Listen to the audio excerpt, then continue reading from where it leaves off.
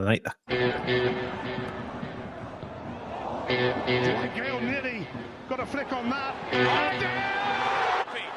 Can he put it into the path of Latterline? He's thinking about going himself. Latterline and Latterline! Oh, that's a wonderful goal! Now on to Benjamin. Just holding off for Benjamin, twisting, turning, that's it! It's Liam Henderson to deliver. David Gray has scored.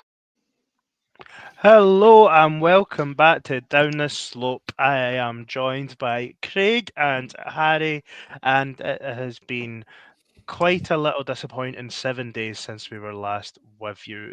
Last Monday, Hibs have suffered back-to-back defeats and not made it particularly easy for themselves in either of the games, which I'm sure will take a lot of our attention this evening. Harry, how are you? I was better before you reminded me I had to speak about Hibs. Now I'm joking. I'm all right, mate. I'm good.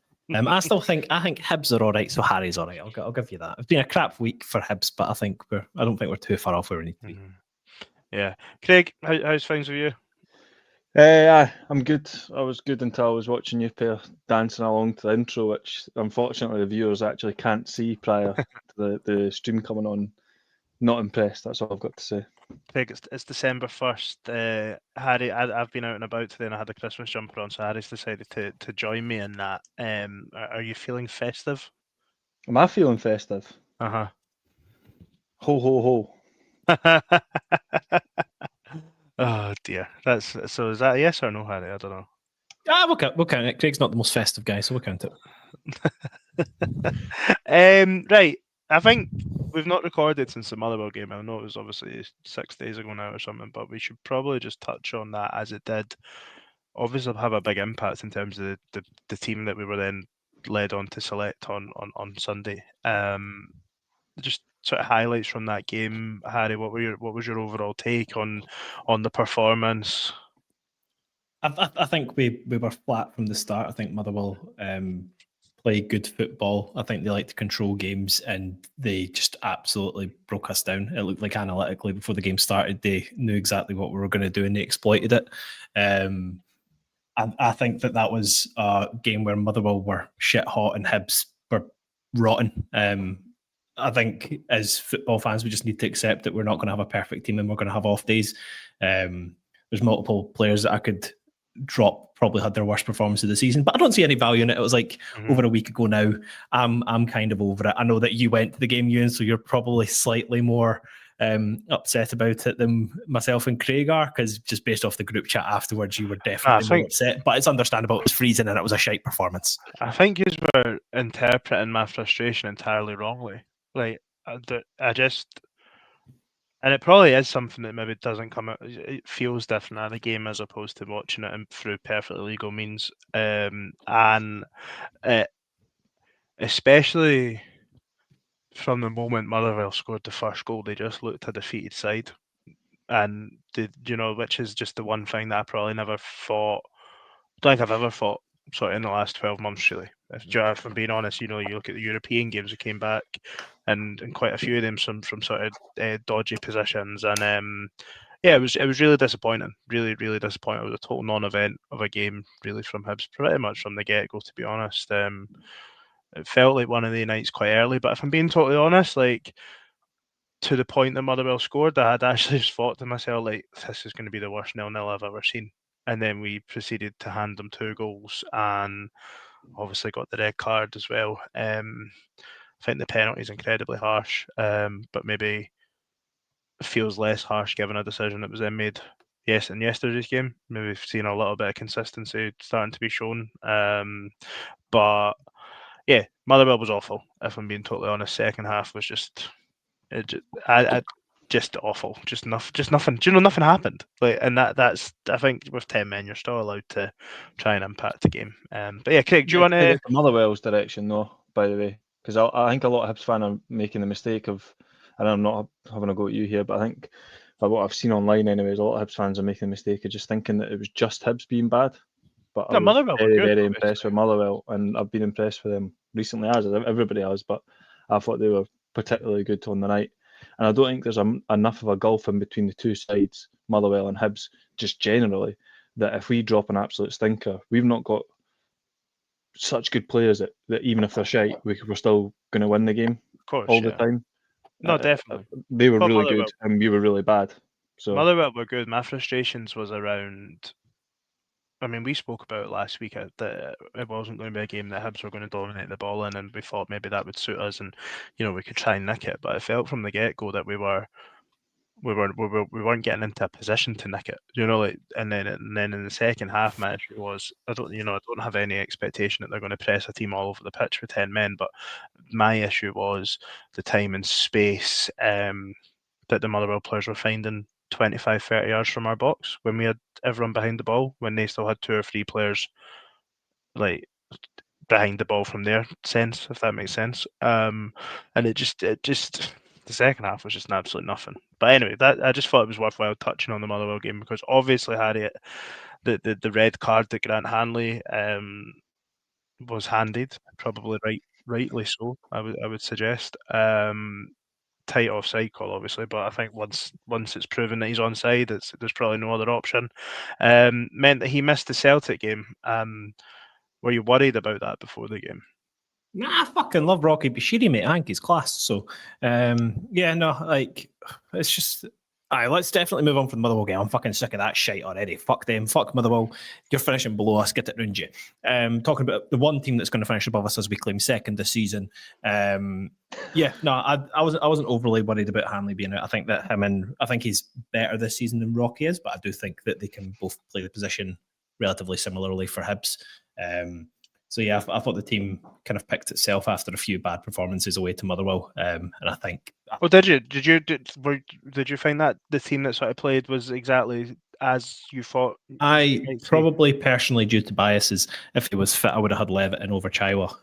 But apart from that, I thought the team looked really good, and I think hats off to Gray. We looked pretty shit, to be blunt, against Motherwell, and I thought we looked excellent for the first 20 minutes. I think he set us up exactly how we should have done. I think we were on the front foot, and realistically, before Celtic scored, I think we were unlucky not to score a couple of times. So I know we can hammer Gray for a couple of games this season, but I think him and the team definitely got it right on Sunday. Yeah, I certainly wouldn't be putting any blame at David Gray's door for the defeat on Sunday. I don't even know if I would for the Motherwell game either. You can't really the goals that we've managed to concede this in the last 2 games. I don't really think a head coach can necessarily influence them. I think they are 3 individual errors, and then the second Celtic goal, I think, is a bit of panic station and a lack of composure after their first goal. But Craig Harry mentioned that he felt the team sort of picked itself, so there was quite a few changes. Warren O'Hora came in at right centre back, Chaiwa into midfield, front 2 remained the same. But were you surprised, or was it as expected for you too?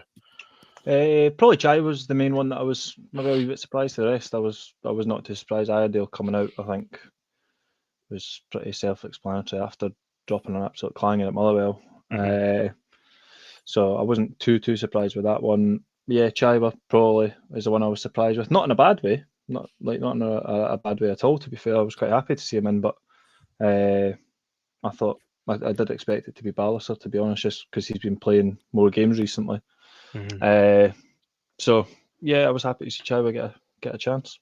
And obviously, no Clegy on the bench was a surprise to everyone. I think the Hibs Observer put an article out today that says they think he should be available for Falkirk. So it doesn't appear that it was a sort of drop in or anything. But Craig Harry touched on it there that Hibs did start the game well and right on the front foot. What did you make of that opening 20 minutes?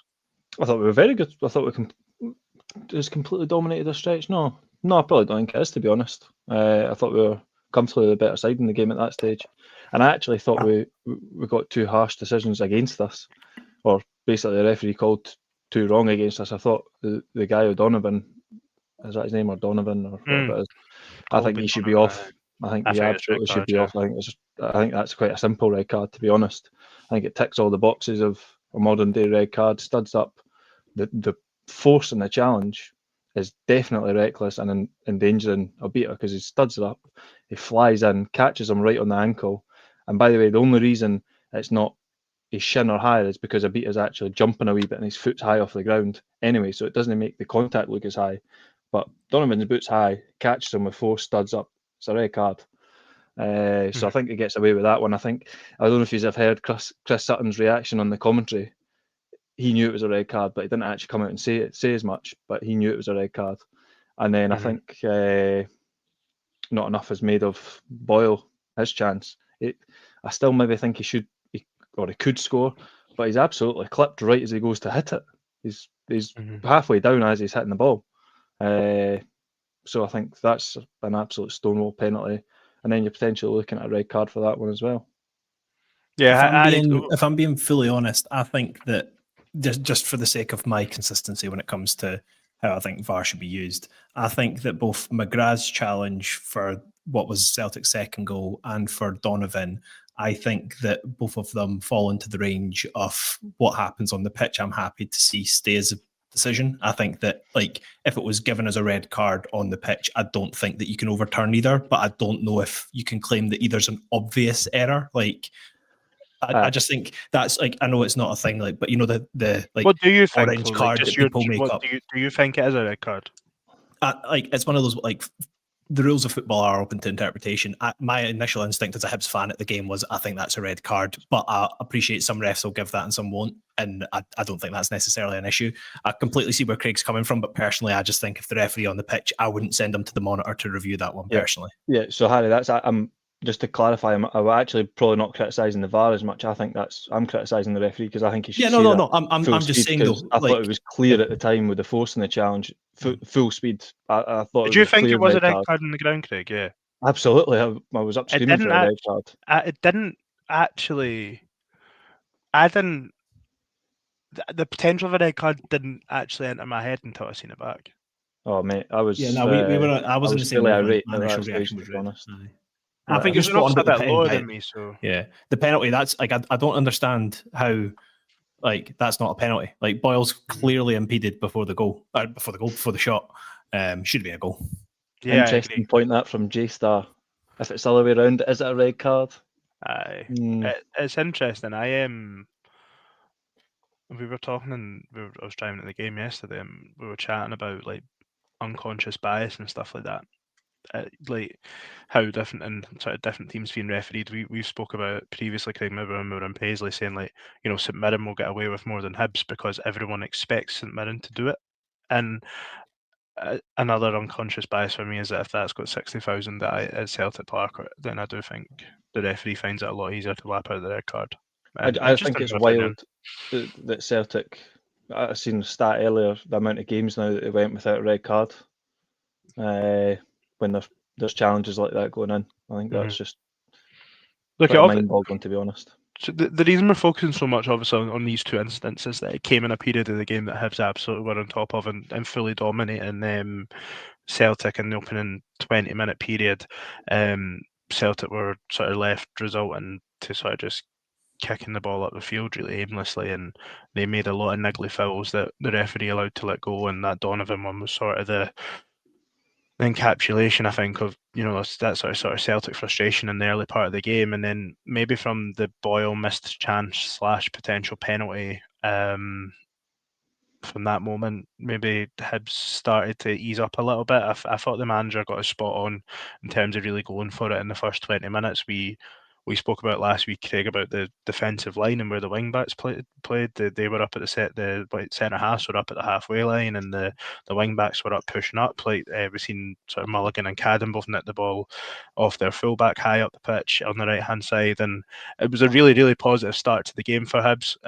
Celtic had obviously had a goal disallowed for offside, which was clearly offside, absolutely clearly offside, and, like, it was the most obvious offside in the world on the ground. The assistant referee absolutely should have just put his flag up straight away, as he just an FYI, as he did in the second half when Jordan Obita actually looked onside and was about to cross the ball, and he just put his flag up.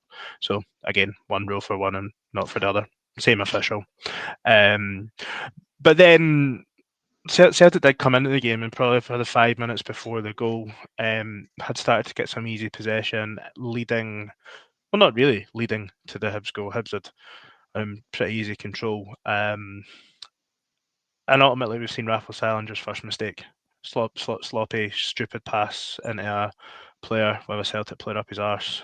Chaiwa slips, and there's nothing you can do from that point, really, is there?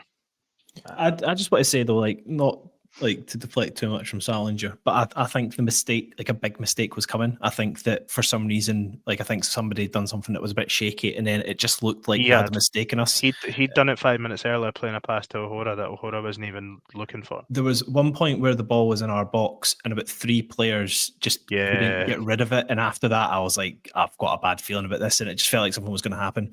And like, it's definitely Sallinger's fault for the goal. It was a slightly underhit pass, but realistically, I think Chaiwa did have a poor game. I just think that, because that's the thing, as poor pass as it was, if he just boots it out the park instead of slipping, then Chaiwa's got no chance of getting that ball.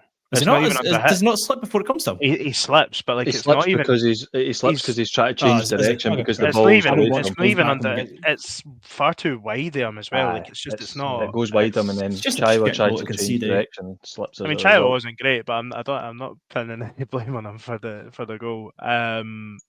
It's the first mistake that Sallinger's made in a Hib stop. It's a big one. It's on the telly. It's against Celtic, and you get punished for it. It knocks the stuffing right out of you, Craig, after what was a really positive start, doesn't it? What he isn't at fault for is what follows in the next minute, though. Look, I think ultimately that stage of the game, it hands them momentum, and it's interesting earlier for just to highlight something you were talking about and we were talking about our fullbacks being a lot higher and pushing up the park a wee bit more. Ironically, that we were getting picked off majorly, and the second goal is a perfect example of that. And to be honest, Celtic done it a number of times in the first half and the second half, the exact same move. The ball went into Schmeichel, then he would put it out to Scales, and then they just play a wee triangle, draw Mulligan, Boyle, and Cadden in, and just play around them, and then their wing back was away. He had the entire pitch to run into, and that's what the second goal comes from. Is just that wee triangle at the back, and then they're away. And obviously, the defending's got to be better. You've got to be more organised. I know it is ultimately a break, but we still had plenty behind the ball at that stage to deal with it. Although, albeit a wee bit outnumbered on our right hand side, but we still should be dealing with that better. It's a cross into the box at the end of the day. So yeah, and McGrath should not be the man to be marking there. But it is his tracking him from the halfway line, and he's never. I do understand that, and I do appreciate that, but I still think we've got 3 centre halves. Yeah, that should be, one of them should be in an area to be heading the ball, because it's not like the ball drops into an area of the box that you wouldn't have a centre half there. I think we should be set up better for that. It's ragged, isn't it? And it's the second time, and it's I know the goals weren't as quick, at Motherwell in terms, but it's the sort of second time in 2 games that we've compounded an error quite quickly in terms of the game stay. Obviously, doesn't get much quicker than the Celtic game, and the ground just. Hibs are good in the second half, I thought, and it spells anyway. I don't know about you, Go. It just felt for the second time in a week that we probably just weren't going to get back into the game in terms of getting anything from it, especially the rest of the first half anyway. I thought from the moment Celtic went 2-0 up, we didn't really offer anything. The midfield was all over the place for the remainder of the first half. The chance that led to Celtic get hit in the post, I think it was Hatate got the ball in the middle of the pitch with like 15 yards of space, like it is a perimeter around them, and was just able to easily play a simple ball around the corner. And I mean, what chances your wing back or full back got when there's no pressure on the ball? They're obviously going to play the right pass into the winger. At least through at half time, it was a bit of a mess, wasn't it, from that period on? Yeah. Sorry, the first 20 minutes of the first half was good, and the second, we just. I think it's ultimately that momentum switch, isn't it? I don't think they've done anything particularly good. I just thought it, similar maybe to the Motherwell, the theme of the Motherwell game, it knocked the stuffing right out of us and gave them a wee bounce, and I think that was ultimately the difference in that first half. But that being said, I still thought we were a better team for 65 of the 90. So Yeah, what were you surprised that there was no subs? Obviously, Nicky Cadden went off in the first half as well, injured, which is a worry. Let's speak about that for a second, by the way. My man of the match goes to no one other than Jack Iredale. He came on ready to come on the pitch, didn't bring a top with him. He was fully ready to go on, just wearing whatever his under vest. And then the bench panic, chuck him Canayo Megwa's top that looks at least a size too small for him. And then Luke McCowan chocolate bar, shite bag, someone call him Jane because what a sad little life. He goes and grasses him to the bloody linesman, so he has to change his top. And then in the second half, Hibs are attacking, and Jack Iredale's like, fuck me, this is a slippy ball. And he starts fucking rubbing it off a steward. I was like, what the fuck was going on? So I enjoyed Jack Iredale's stupid cameo of just causing mayhem. It was certainly better than what he was at Motherwell. Thought he had a decent enough game. What? Sorry, my dog has just come into the room. Is currently throwing her ball at my feet, trying to flip it. Yeah, the second half there was no changes at halftime. Did that shock you? Obviously, made a sub in the first half.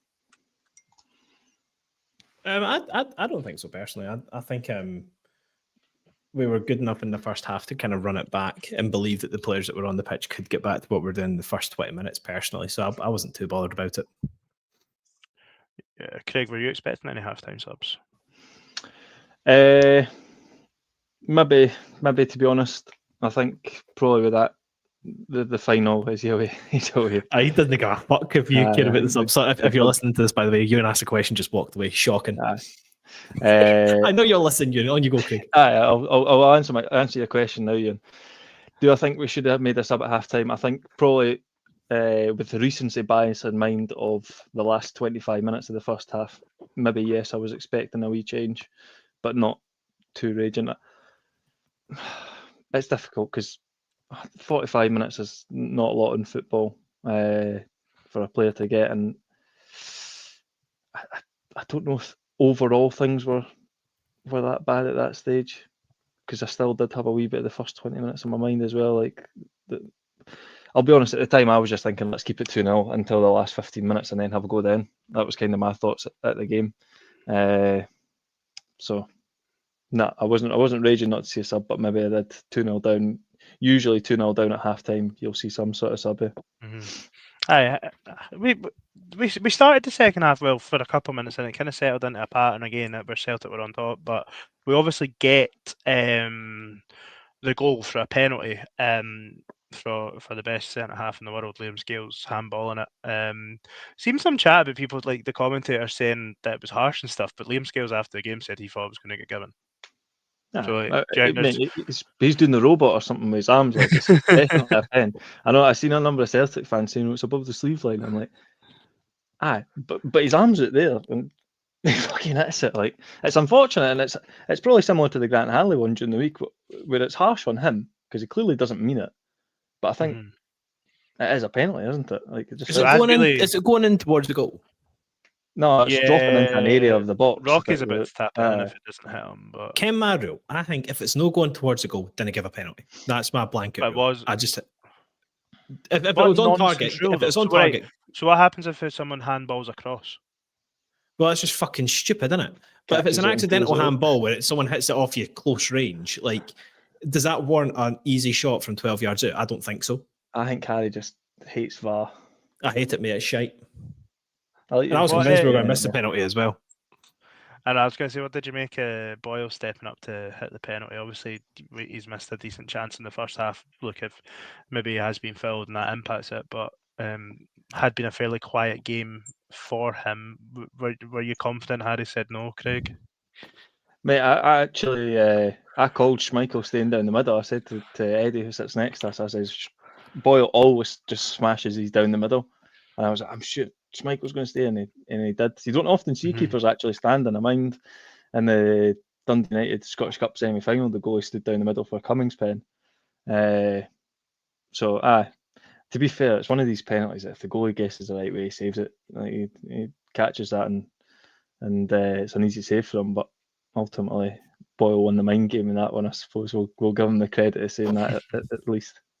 Feel free to chat to me about anything that happened after the penalty. Hibs sort of huffed and puffed. Had a couple of moments. I think Schmeichel made actually at the game probably didn't appreciate how good a save it was from Chris Cadden. I think it's on reflection probably a better effort from Cadden than what I thought at the game. I thought at the game he just sort of went as safe as possible and tried to hit the target, but it's a good save. But out with that, kind of a lot of pressure, but no any other real chances to try and get back in the game.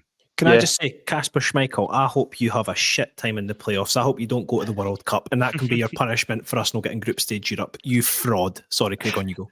I was just going to say, I fully agree with that, to be fair, but that would be my one criticism of the second half in particular, is just probably with the pressure and the dominance that I kind of felt like we had.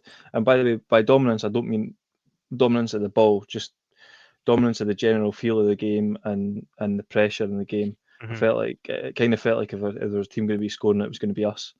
Yeah. The lack of clear-cut chances or just sort of shots on goal in general, that would probably be my one criticism, is I would like to see us working the keeper a lot more than we did and making more clear-cut chances, because I just didn't feel we'd done enough of that. Yeah, let's maybe put a bow on the Celtic game a little bit just with this one. So we spoke after the Livingston game, and we sort of said if we do, if we keep playing the way we are, we will get more points. Well, I just wanted to give you guys the opportunity to talk about how excited you were that John Yule's back. Big fan. Huge fan. I was not. In fairness, I was delighted to see him back. I know a certain MacArthur household isn't the biggest fan of Joe Newell, but I think any player that's your club captain and is pretty well loved throughout the sport, generally, I would say.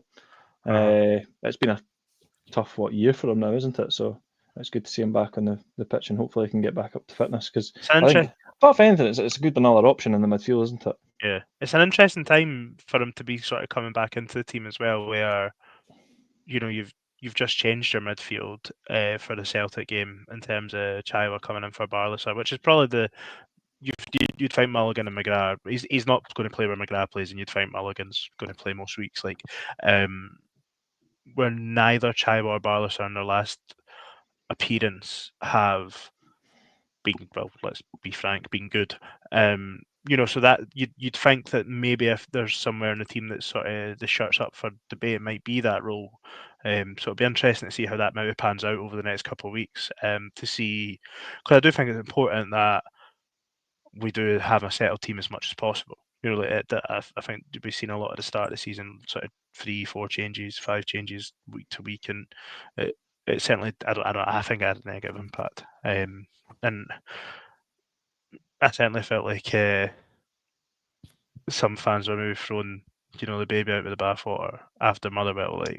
I would have actually been quite comfortable having Barlaser in midfield. I think I've got that wrong again, but I've never heard that phrase in my life. I'm sure I have no idea if it's right or wrong, to be honest. Why would you throw a baby at the bathwater? Mate, it's the same, by the way. I know, but why would you do it? That's just weird. I don't know. I've never heard that one before. Is it similar to throwing the toys out the pram? Exactly. Aye. It was the way you were looking at me there, like I got it wrong. I would have been totally fine with Barlaser playing, because I do think, like you have said, every team's allowed an off day. So had he not made any change, or maybe only one, he only made a couple, but I do think it's interesting sort of who's going to pair Mulligan in that midfield.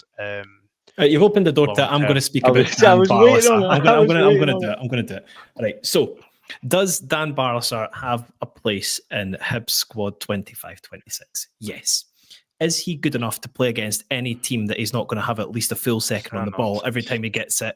Absolutely not. Is he good defensively, and has he shown any form of defensive competency since joining the club? No. He's not got the mobility to do anything near what Trent has done last season.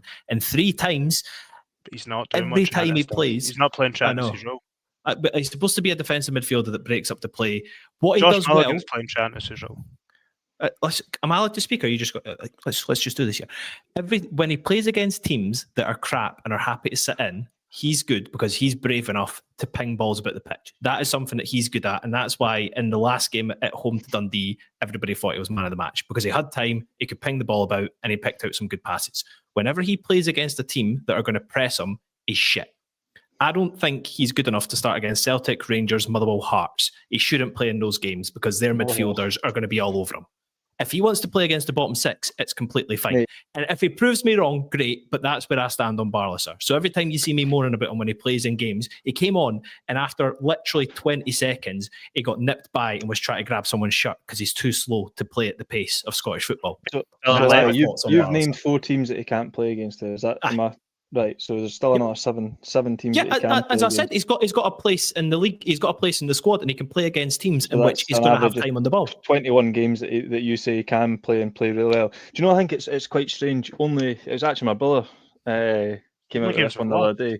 Only people with a real agenda against a player would use their good performances as a stick to beat them with. Do you think that's bizarre? That somebody can play well and you use that as an argument against them. As I said, like you saying he thinks he should have started against Celtic. I never said he should have started. No, you said you were really happy to. I would absolutely not be happy to see him play against Celtic because he's not mobile enough to play in a midfield against a team like Celtic. But Dylan Levitt is. Aye, in comparison to Barlaser, of course he is. Mate, you're talking nonsense.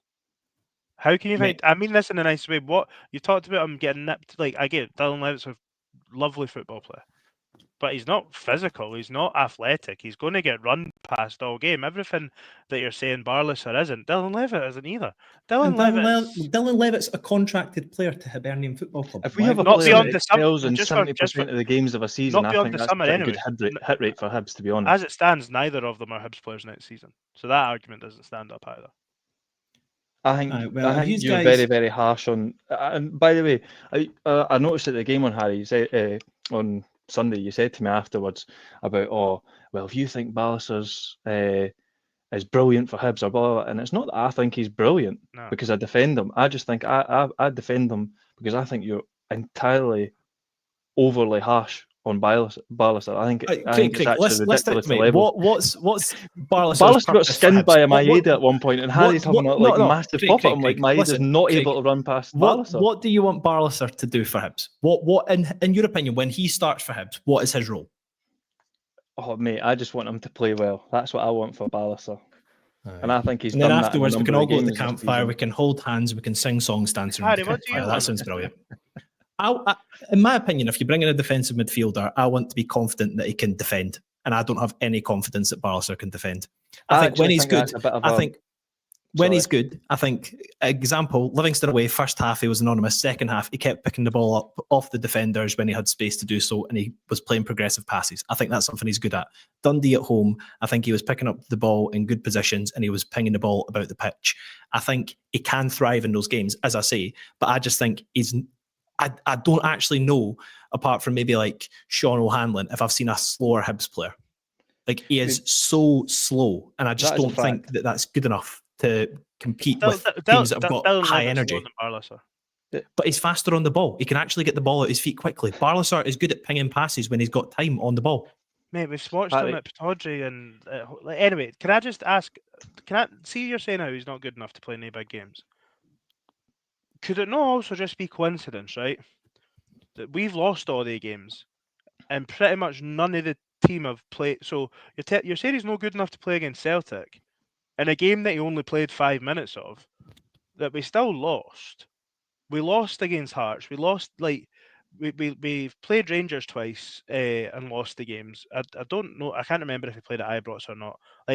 Could it not just be that the team as a whole haven't played well in the games? And actually, our team is just better than the rest of the league. So naturally, the team play better. Why is it that he's deemed not good enough to play? But why is Josh Mulligan not being deemed not good enough to play Celtic, Rangers, Hearts? If Josh Mulligan consistently played against other teams, because Mulligan was pish at Motherwell. That's what I was about to say. If Mulligan played like that consistently against other teams in the league, I would be saying the exact same thing about Mulligan. From what I've seen so far, he's only looked good against the shite. Kieran Bowie only looks good I against thought Mulligan was probably our best player at the weekend. Well, I but thought Barlaser didn't Bowie's play, been getting. You're not comparing like. I think it's a wild take to be having a pop at Barlaser after Motherwell and after Celtic, where he barely played, when there was a lot worse players than him at Motherwell. And Barlaser, what did he come on for 10 minutes at the end? Guys, I'm just trying to we had a shite game at the weekend. I'm just trying to give an opinion so we can actually talk about something. Eh? I just don't want us to get accused of ganging up on players like we did with. No, like every Hibs player, I want every Hibs player to do well, but I also want good. I want the best players at the club to be playing consistently, and I don't think that Barlaser is in that bracket. Can I Harry? Right, so I'm just going to ask you some questions here, right? I'm going to sort of wing this a little bit. So, since Barlaser signed for the club, who's played better, him or Chaiwa? Chaiwa's hardly played. Answer my question. In the minutes you criticise Barlaser for his performance against Celtic, and he hardly played then. So, in the minutes he's played, who's played better for Hibs since Barlaser signed? I don't think he had signed when we went to Legia. That's so stupid. Who's played played better? Who's played better? Who played better, Smith at the weekend or Sallinger? You're comparing oranges and apples here. You're criticising him, saying he can't play against Celtic. Let's move this on. You're just avoiding it. You're avoiding it. Cool. You're avoiding it. You're avoiding it. I tried to Dan, I know Barlaser's actually a big fan of the podcast. I do love you, Dan, and I hope you're having a great Monday. Okay. I was going to wrap us up in the Celtic game. I was going to ask a question that we mentioned after the Livingston game. If we played the exact way that we had for the first 11 games this season, we would take more points. That game on Sunday just felt, again, kind of the story of our season, Craig, where we've played actually pretty well and we've come away not getting the points that we should have based on the performance. Yeah, I think, to be honest, in the games that we've played stinking, we've probably got exactly what we've deserved. I don't think there's been too many games where we've played poorly and got a result that wasn't coming to us. So it'd be nice to play poorly and get a result at some stage. But I know we discussed it before in the Livingston game, that if we played the same way in the second round of fixtures, we would pick up more points.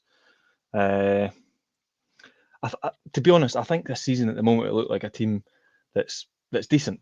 That's decent. I think we're probably the fourth best team in the league, and I do think that's where we'll find ourselves come the end of the season.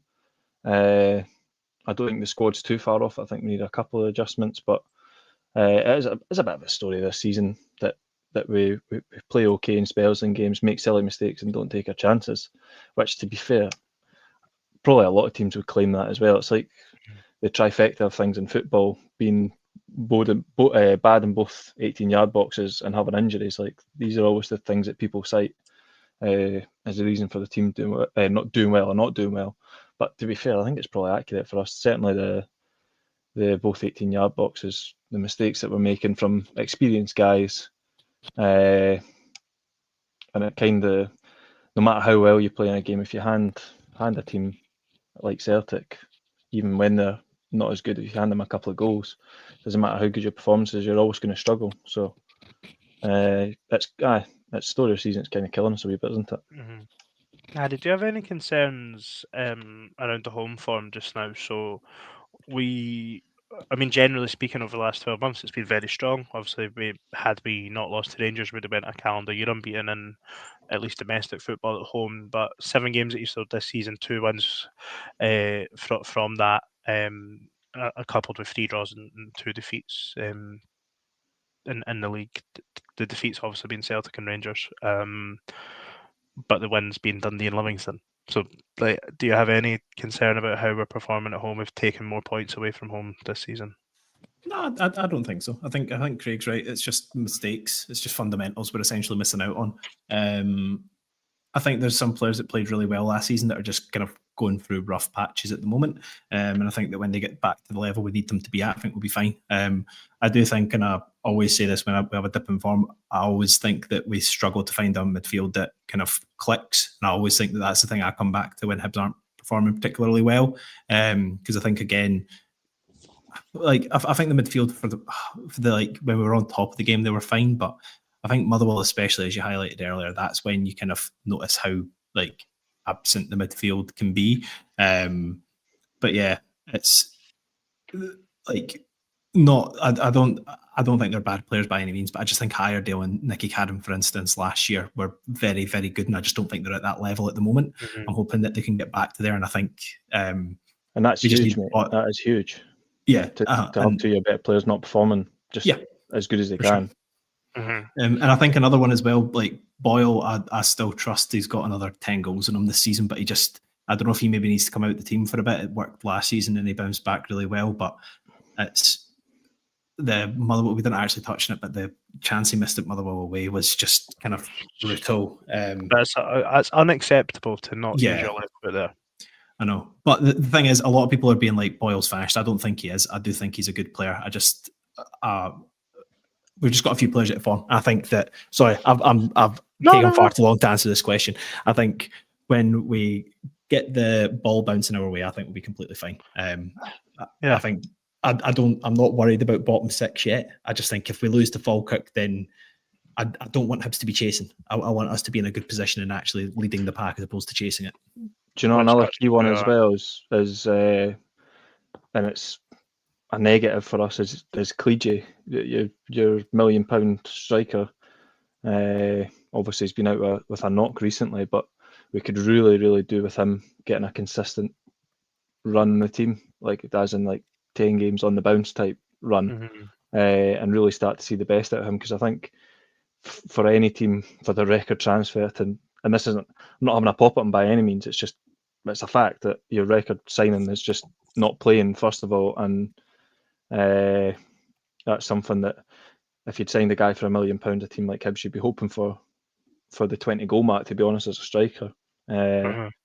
So yeah, we could really, really do with him as well. Yeah, we've got a couple different sort of talking points and stuff coming in the live chat that we'll maybe just move on to now. One of them that we'd sort of pre-planned maybe to have a think about, so we'll leave that one for the end.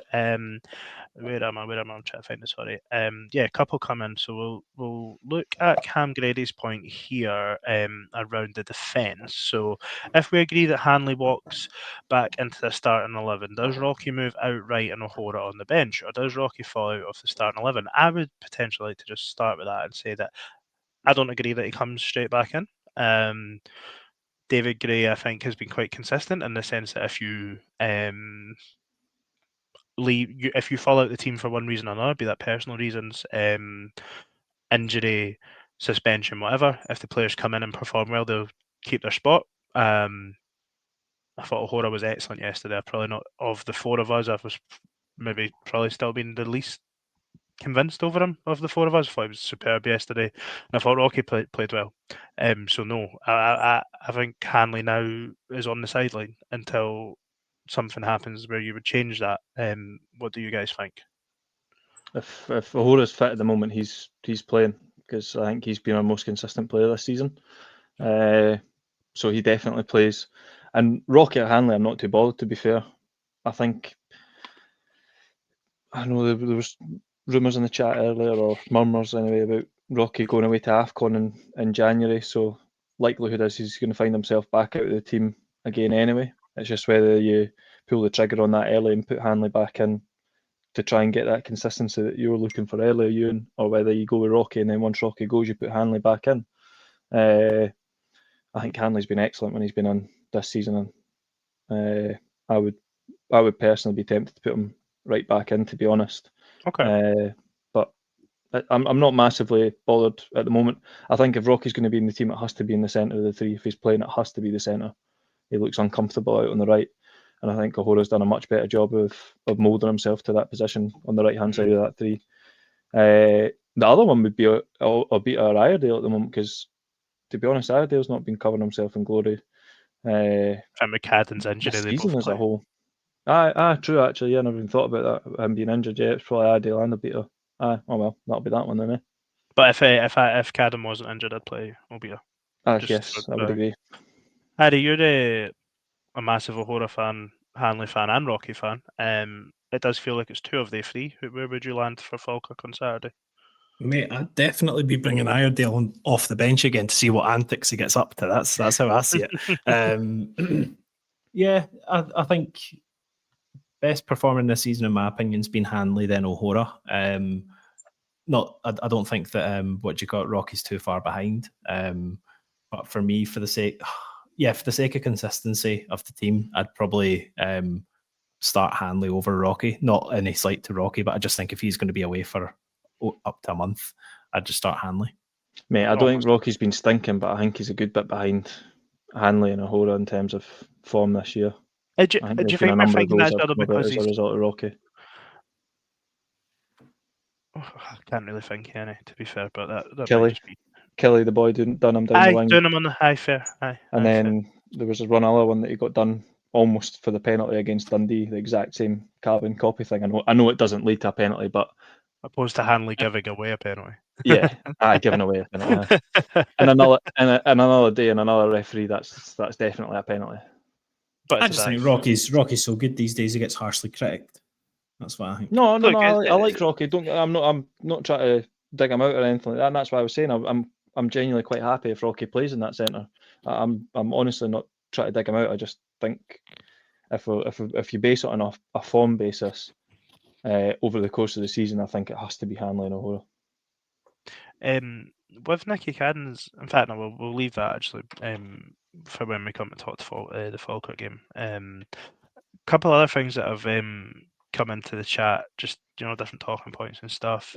J-Stars mentioned individual mistakes a couple of times, so he said, if these mistakes keep happening and cost us points, how long till fans call for Gray to go? And also, mistakes are killing us, continue this, we'll finish bottom 6. J-Star's not feeling it tonight, I don't think. Look, it is individual mistakes. That is ultimately what's been killing us. Certainly over the last couple of games.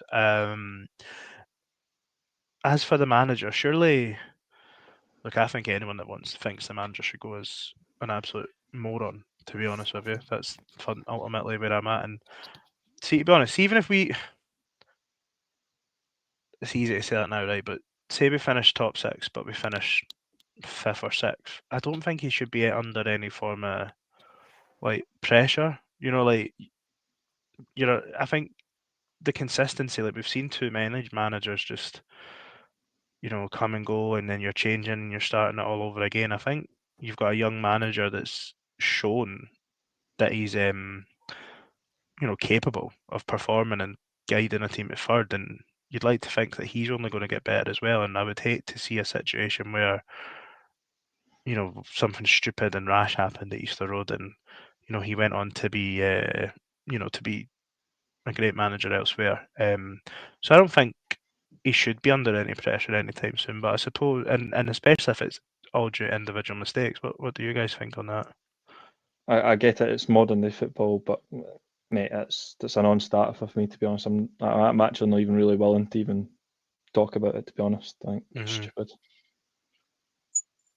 Yeah, Harry. My rule is if Hibs aren't getting relegated, I think we should just kind of be happy. I think under Gray we're always going to be. Is that your consistent message? Has that always been your consistent approach, or is that just how you feel today? What do you mean?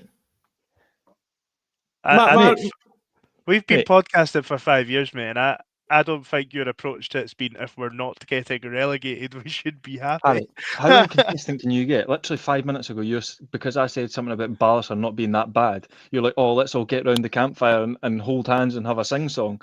And now you've just said, if Hibs don't get relegated, I'm happy. And you're accusing me of being a happy club. My point is, we've went through, in our lifetimes, Hibs have been far too shit in far too many seasons. And we're at a stage now where we have a decent squad and we've got a good manager, potentially great manager, depending on who you ask. And I just think, let's just fucking enjoy Hibs whilst we can, guys. I love that message. That's what I'm saying. And my state of not enjoying Hibs is any season that we're at risk of relegation, that's when I don't enjoy it. And I don't think we're at risk of relegation, which was my point there. Okay. So yeah, if you want to call it inconsistent though, you maybe go for it. No, I'm not. I've just never heard you approach it that way. I think maybe that was poorly framed, Harry. I agree. I do agree with the sentiment that you're saying though. I think there has been a lot of a lot worse than this, and whether you think I still think the squad's strong. I still think we'll compete at the top end of the table come season end. There's definitely improvements that can be made on the squad in terms of maybe giving us different options. Maybe having the utensils, if you like, to to change your shape up a little bit. I think right now we are very stuck to playing free at the back because we probably don't have anyone that's entirely comfortable in terms of in the fullback positions. I pulled it back at the weekend, to be fair. In the second half. Nah. Yeah, but chasing the game, is that sort of, I don't know. You noticed the difference in the gaps that we were leaving pretty much right away. Me and Harry were talking there about was the game instantly. a You massive could just see problem the on our right hand side because Boyle's not got the energy or pace or maybe want to track the fullback back. So he's kind of pushing onto the centre half. Cadden's got their fucking winger up his hole at the halfway line, and Kieran Tierney's just standing there like, "Oh yeah, so just pass the ball to me. I'm fucking wide open. Yeah, just get to this guy and we'll get out of this, no bother." But again, that was more through maybe default than design, maybe to the move to that. Yeah. And that takes us maybe on to what maybe what our sort of final pre-planned sort of point would have been around the transfer window being a month away. So, off the top of your head, what would be maybe top of your shopping list right now for come January 1st? We've had a couple comments coming in around a striker, Lyndon Dykes specifically. What would be top of your shopping list, Harry? London Dykes for sure. If that's actually a possibility, that'd be very, very nice. It's a hard one because I don't actually know if I'd want much. I'm just sick of bringing in like crap players randomly in January. I know it's not something that we've done too much in the last few seasons. But yeah, no, mainly just another striker. I do think we struggle in the options and maybe a winger. I think at the moment we've only got Yuan and Boyle that can. I know Bowie kind of played wide, but I don't want to see him wide at Hibs. So maybe a winger, so we can mix up the formation because I think that's mainly what you got holding us back from changing formations and systems. Mm-hmm. Yeah, I agree. I'm sort of looking at it as it's an opportunity to give us other options. It's not necessarily saying we need this to come in and start, because I firmly believe we've got a good goalkeeper, we've got good centre backs, loads of options in centre midfield, and when the strikers are on it, we know they're capable of scoring goals. But probably good point from Sean there, by the way. Not to dig Chris Cadden out, but there has been games in which he's not been great, and I do think we could do with a right wing back option that isn't Josh Mulligan. I do quite like Megwa there, but Gray doesn't seem to be overly confident in playing him there too often. So maybe another bit of competition for right wing back, not to necessarily take over Cadden, but to at least compete with the spot for him. Yeah, it's probably the only area of the pitch, Craig, that there isn't maybe an automatic player that you'd think they could play there. I'm disappointed for Megwa because I would genuinely like to see more of him after he got that 3 or 4 year deal in the summer. I think that was it. I think ultimately we're at a stage where the centre midfield, you can't really touch that unless you move 1 or 2 on, because I think that's bloated enough as it is, and we've just got away from having a bloated squad. And I do think the squad that we've got at the moment, as we've highlighted before, definitely is suited to the formation that we're playing at the moment. Harry's just said it there as well, that we're kind of limited formation wise because we have that lack of options. So for me, going towards January at the moment, I would still, we've all been banging on about it for long enough now, is that other option at striker, that other physical option that we can bring off the bench to kind of compete with Bowie and give Bowie a bit of a harder time to stay in the team.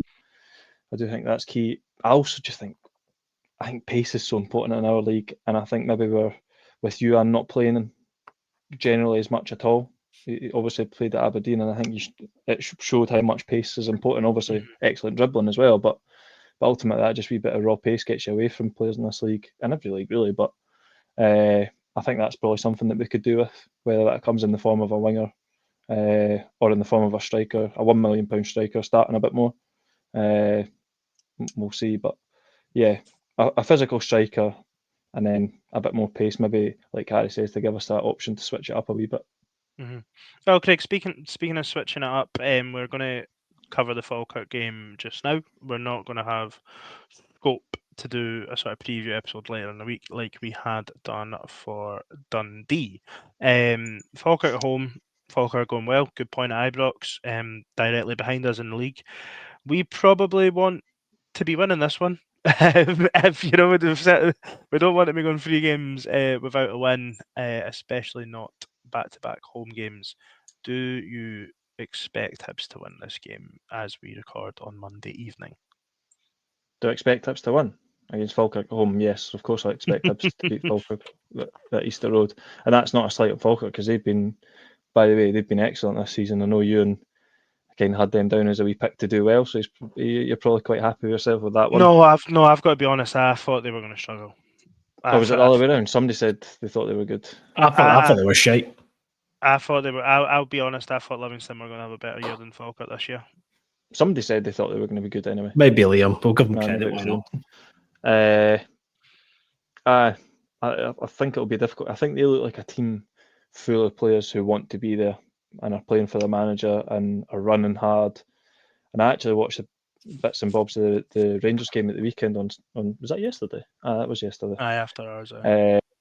And some of the football they were playing, Falkirk as well, was good. They looked a threat. And some tidy football being played, but I think that's probably indicative of a team playing with a bit of confidence as well. They went to Tannadice and won 3-0, which for anybody in the league is difficult to do. But all that being said, regardless of them, I think if we're looking at ourselves, we absolutely should be winning this game. You look to win pretty much every game at home or you would expect to win every game at home out with Hearts, Rangers, and Celtic. Probably out with them, you're expecting going into the game that 3 points is the outcome. Mm-hmm. Harry, it will be a tough game. I think we're pretty comfortable in that. Falkirk have won at Pittodrie this season. They have won at Motherwell. They have won at at Dundee United, like Craig said, and drawn at Ibrox. So they won't be any mugs. Another team that generally like to dominate the ball, and it's something that we've said a lot, that Hibs maybe aren't as bothered by that. Do you find that could be a problem in terms of the game being at Easter Road, and ultimately that won't be accepted by the crowd? Potentially, I do think. Are they not quite good on the counter? I swear to God, their goals at Dundee United all came on. They've held United on the counter, at least for the goals anyway. We do play quite a high line, so maybe it is. I don't know. I'm being honest, I don't know too much about Falkirk. I know they're having a good season, but fair play to them as well for playing as well as they are without having many and shape of household names. But it's the type of game at Hibs at home, Falkirk, we should be expecting to come away from the game dominating. Whether it's, I'm going to say 3-0 Hibs for my prediction. Just FYI. So just by what you've said there, though, that's sort of the reason I asked the question. So there'll be 15,000 Hibs fans or whatever there on Saturday, and I think you will struggle to find 10 of them that aren't expecting Hibs to win the game and win it well and be on the front foot. But we're playing a team that naturally want to dominate the ball, and we're a team that don't necessarily dominate the ball. Do you think that might make I'm worried about if that transpires, what the atmosphere in the ground is like in terms of getting on the players' back and stuff like that? Mate, Hibs fans will find any excuse. We're like any fan base, will find any excuse to boo the players off. If we're not winning at halftime, they'll get booed off. I'm not trying to be funny. In the modern game, part of the game's mentality, and you need to be strong enough to play through if you've got any adversity coming in the form of fans booing you. If that's enough to throw them off, then we need to get better players and stronger mental players, in my opinion. Okay. Craig, do you get what I'm asking, or is it just him that's no? I get what you're saying, but if the Hibs fans booing them and berating them, I just mean like the anxiety that absolutely, like I think if we're all going in expecting to dominate a game of football, I just don't think this game's going to set up for us to do that. No, I do understand obviously what you mean. The expectation from the Hibs fan point of view is that we'll go in, it's Falkirk at home, we should pump this lot, and they might get a wee bit of a shock when it's not as easy as you would expect. But in the crowd at Motherwell, there was people around me going like, do you know I could take if we were getting beat like this by Celtic or Rangers, but these are shite. And that's I just don't know. it's the preconceived Yeah. the preconceived notion that it's Motherwell, it's Falkirk, it's like. But Do you know what I mean? I say that a lot actually. That I hate this attitude in amongst some of the Hibs fans. Actually, I'm going to call it the young team. I see it a lot in the young team nowadays. That this old firm attitude of we should just turn up and it should just be that. And there's no credit for Motherwell during the week, or very little credit in the Hibs fan base that Motherwell, they were excellent. Motherwell were excellent, and obviously, like I say, the expectation is for Hibs to beat Falkirk at home, and it absolutely should be that the expectation. But that doesn't mean that we're just going to turn up and roll them over, and it'll be as easy as that. I think the crowd would get a shock if they turn up thinking that. I actually expect a good game, to be honest. I think it'll be quite an entertaining one because they seem, like I say, they seem a good side, and I think they'll give us a good run for our money. And as we've discovered to our peril over the years, Falkirk seem to turn up for Hibs really well. So I think it'll be a good game. Yeah. Well, with that said, Craig, what is your score prediction? I think goals, to be honest. I do think goals. I think speaking to somebody today, and they say that Hibs can't score goals, which is a bit bizarre given the amount of goals we have scored. I think it'll be 3-2 Hibs. Okay, Harry, are you sticking with your 3-0? I'll go 3-0. I will say that Hibs will win a tight game. 2-1 will be my prediction. I'm not feeling overly confident, if I'm being totally honest with you. But I do think Hibs will win the game, but I'm not going into it screaming that to anyone that will listen. I think it'll be an interesting. You're not game screaming of it football. whilst throwing the baby at the bathwater. Exactly, mate. Exactly. Right, we'll be back next Monday looking back on the Falkirk game. There will be no further episodes this week, and I won't promise you an episode that then, because we lost, Harry says, "No, I'm not doing it." So we'll not make any promises. Thanks again. Cheers. Cheers. Bye.